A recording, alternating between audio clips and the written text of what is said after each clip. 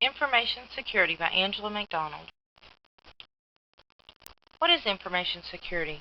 Well, basically, it is how an organization secures its information. The textbook says that organizational information is intellectual capital. In other words, it's valuable and it's worth securing. The line of defenses for information security include the people and the technology of an organization. So what do the people need to be successful? They need information security policies to identify the rules. They need information security plan to see how the organization will implement the rules. And they need consequences for not following the rules.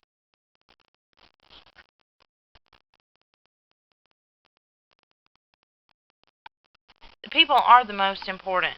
A detailed information security plan can alleviate people-based information security issues. The primary information security areas in technology include authentication and authorization, prevention and resistance, and detection and response. Authentication is a method for confirming users' identities, and authorization is the process of giving someone permission to do or have something. Authentication is something the user knows, such as a user ID and a password, and this level is the least effective. Passwords should not be easily figured out, such as your dog's name, your date of birth, and it should include alphanumeric and special characters. The next level of authentication is something the user has, such as a smart card or a token.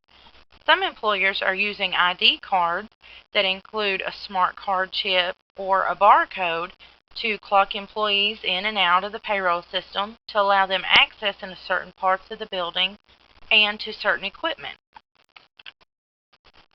And then the most effective is called biometrics, or something that is part of the user, such as a fingerprint or voice signature. Other examples of physical biometrics include facial recognition, hand geometry,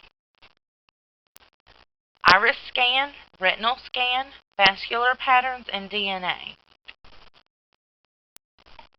So authorization answers two important questions. Who can do what, and what level of security do each user need? This is an example of the Minnesota State Colleges and Universities authorization or authentication form. The first section, which you cannot see here, includes information about the user and a place for the supervisor and the IS person to sign off or approve. This section lists all the different modules that the college uses, and then the supervisor or IT would simply select the modules that this user would need in order to perform their job. So once you have people using the system, it's important to prevent and resist threats to the system. These technologies include content filtering, encryption, and firewalls. Content filtering uses software to filter the information that is transmitted, stuff that you don't want to leave your organization. Encryption scrambles information into an alternative form that requires a key or a password to decrypt the information. The website listed on this slide and in your handout is a tutorial to see how encryption works and to use a few of the different styles of encryption.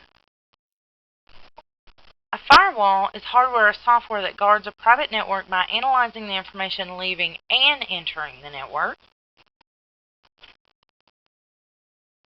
And if prevention and resistance strategies fail, and there is a security breach, an organization can use detection or response technologies to mitigate the damage.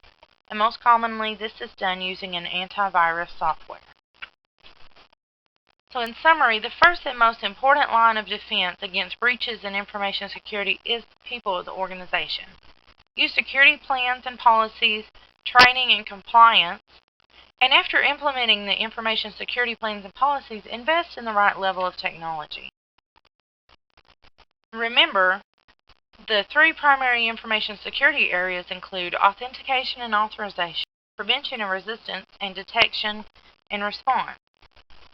This information was taken from the textbook, Business-Driven Information Systems, and the reference website.